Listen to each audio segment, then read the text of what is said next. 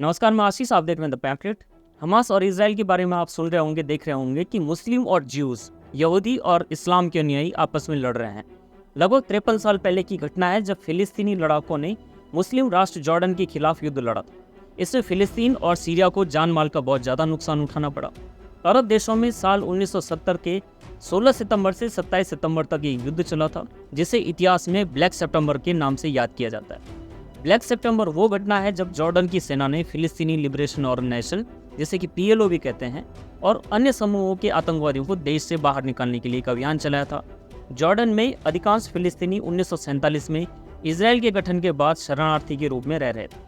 1967 के 6 दिनों तक चली लड़ाई में जब इसराइल ने कई अरब राज्यों को हराया तो लगभग 3 लाख से अधिक फिलिस्तीनी अम्मान और जॉर्डन के अन्य हिस्सों में भाग गए थे।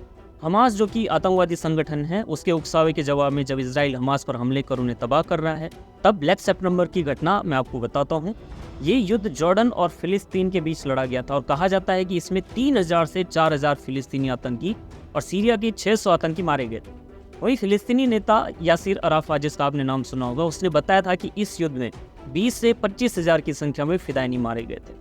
उमा के समर्थन के नाम पर जो पाकिस्तान आज फिलिस्तीन के साथ होने का दावा करता है, कभी उसी पाकिस्तान के सेना प्रमुख को बुचर ऑफ पैलेस्टीनियंस कहा गया था, यानी फिलिस्तीनियों का हत्यारा। नरसंहार उसने करवाया था। उसका नाम था जियाउल हक। अरब जगत में 7 दशकों से इसराइल फिलिस्तीन के बीच संघर्ष चल रहा था और उसके बाद बारी आई थी ब्लैक सितंबर की। इस युद्ध के बाद इसके बारे में जो कुछ भी लिखा गया, उन सभी का एक ही निष्कर्ष था कि इस युद्ध में पाकिस्तान के सैन्य तानाशाह जियाउल हक की ही भूमिका थी। जंग से हार चुके जॉर्डन के शासक शाह हुसैन ने पाकिस्तान से मदद मांगी थी और जियाउल हक की वजह से ही जॉर्डन को इस युद्ध में जीत भी मिली थी।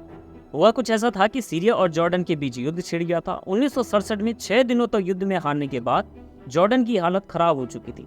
मिस्र और सीरिया के साथ साथ जॉर्डन को भी इस युद्ध में बहुत नुकसान हुआ था और उसी समय वो गजा पट्टी, यरूशलेम और वेस्ट बैंक जैसे इलाकों को भी खो चुका था। जॉर्डन में फिलिस्तीनी उग्रवादियों की मौजूदगी के कारण शाह हुसैन की सरकार के साथ उनका तनाव पैदा हो गया।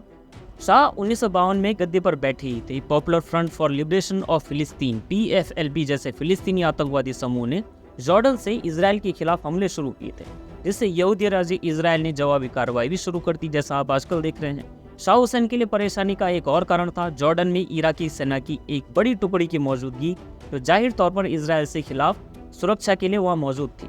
उस समय जॉर्डन में इराकी सेना के पास 20,000 सैनिक और 200 टैंक थे। यहाँ पर तनाव पैदा करने के लिए इराक और सीरिया दोनों ने जॉर्डन में सक्रिय अलग अलग फिलिस्तीनी आतंकवादी समूह को अपना सपोर्ट देना शुरू कर दिया था।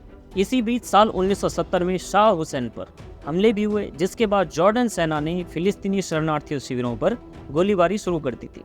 1967 के युद्ध में जब जॉर्डन की सेना और वायु सेना को इसराइल ने हरा दिया और फिर अमेरिका और ब्रिटेन की मदद से जॉर्डन ने फिर से सेना को ठीक करने की कोशिश की। उसके बाद जॉर्डन ने अपनी सेना को ट्रेनिंग के लिए भेजा पाकिस्तान, उनकी मदद मांगी। पाकिस्तान द्वारा भेजे गए विशेषज्ञों में से एक थे मोहम्मद जियाउल हक नाम के ब्रिगेडियर। 17 सितंबर 1970 का दिन था जब शाह हुसैन ने जॉर्डन सेना को शरणार्थी शिविरों से एक्टिव आतंकवादियों को निशाना बनाने का आदेश दे दिया। 18 सितंबर को सीरियाई टैंक फिलिस्तीनी आतंकवादियों के समर्थन में जॉर्डन में घुस गए और उन पर फिलिस्तीनी आतंकवादियों ने कब्जा कर लिया। यही समय था जब हुसैन ने स्थिति का जमीनी आकलन करने के लिए जियाउल हक को घटनास्थल पर भेजा। यहाँ से इस ऑपरेशन का रुख पूरा बदल गया। जियाउल हक उस समय अमेरिका से अपनी ट्रेनिंग पूरी करके लौटे थे। हक को जिम्मेदारी दी गई थी कि वो पाकिस्तान और जॉर्डन की सेनाओं के बीच संबंध मजबूत करेंगे और वहाँ पर जो कुछ भी हो रहा है उसकी जानकारी पाकिस्तान को भेजते रहेंगे। इसी बीच सीरिया की सेना ने टैंकरों को लेकर के जॉर्डन पर चढ़ाई कर दी। जब अमेरिका भी जॉर्डन की मदद करने से पीछे हट गया तो शाह हुसैन घबरा गए। जॉर्डन में उस वक्त जियाउल हक भी थे। हुसैन ने उनसे सीरियाई मोर्चे पर जाने को कहा, लेकिन असल में जियाउल हक उस लड़ाई का नेतृत्व कर रहे थे। उनके कहने पर ही सीरियाई फौज पर वायुसेना ने हमला बोला। इस युद्ध के बारे में कहा जाता है कि शाह हुसैन ने जियाउल हक की मदद से फिलिस्तीनियों को हराने के लिए एक खानाबदोश सेना की मदद ली थी, जिसने वहाँ ऐसा नरसंहार किया जिसका कोई हिसाब नहीं लगाया जा सकता। ये भी कहा जाता है कि शाह हुसैन ने 11 दिन में जितने फिलिस्तीनी मारे उतने तो इसराइल 20 सालों में भी नहीं मार पाए। फिलिस्तीन के पूर्व राष्ट्रपति यासिर अराफात ने फिलिस्तीनियों के इस नरसंहार के बाद कहा था कि वो कभी अब पाकिस्तान नहीं जाएंगे। इसके बाद जब युद्ध जॉर्डन के पक्ष में जाने लगा तो शाह हुसैन ने पाकिस्तान के तत्कालीन प्रधानमंत्री जो जुल्फिकार अली भुट्टो थे, उनके पास उनकी तारीफ की। इस प्रशंसा के बाद जियाउल हक को ब्रिगेडियर से मेजर जनरल का पद दे दिया गया। बाद में जियाउल हक ने उन्हीं भुट्टो को फांसी पर भी चढ़वा दिया। पाकिस्तान के छठे राष्ट्रपति भी बने, लेकिन एक प्लेन हादसे में मारे गए। इसके बारे में कभी फिर किसी को पता चल नहीं पाया, लेकिन ये कहा जाता है कि ये काम या तो CIA ने किया या फिर मोसाद ने। लेकिन ब्लैक सितंबर की घटना में हुए फिलिस्तीनियों के नरसंहार में जियाउल हक की भूमिका को लेकर के किसी के मन में कोई संदेह नहीं रहा। सवाल यह है कि आज जो हमास अपनी महिलाओं की हत्या कर इजराइल और पूरे विश्व को चिढ़ाने का प्रयास कर रहा है, क्या उनके कोई नियम या कानून हैं?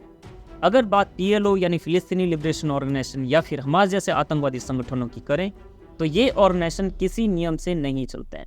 इसका सबसे बड़ा उदाहरण है कि इजराइल से युद्ध के समय इनको जॉर्डन से पनाह दी गई, और जब इजराइल के हमले के चलते जॉर्डन ने इन्हें निकालना चाहा तो ये जॉर्डन की ही शाह हुसैन के खिलाफ हो गए थे।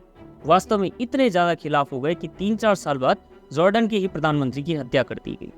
इन आतंकी संगठनों ने जॉर्डन में जो किया, उसके चलते सितंबर 1970 में जॉर्डन ने पाकिस्तान आर्मी और जियाउल हक की मदद से उन्हें कुचला। इससे यह तो साबित होता है कि मुस्लिम उम्मा का कोई कंसेप्ट जरूरत पड़ने पर बरकरार नहीं रह पाता है। ईरान टाइप के जो देश पहले से ही इनके कारण अपना हाथ जला चुके हैं, उनसे टर्की और ईरान को सीखने की आवश्यकता है।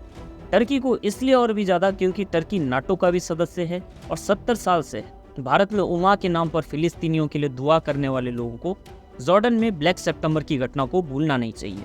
वर्तमान गतिरोध में भी सऊदी अरब इजराइल के पक्ष में नजर आने लगा है। विश्व की सीमाएं वृहद हो रही हैं और एक कौम है जिसे लगता है कि वो आज भी अपने मजहब की दलीलों के आधार पर वर्ल्ड ऑर्डर तय करेगी। ये समय यह सोचने का भी है कि इजराइल को आखिर उम्मा के बॉयकॉट से डर क्यों नहीं लगता। देखते रहे द पैम्फलेट। धन्यवाद।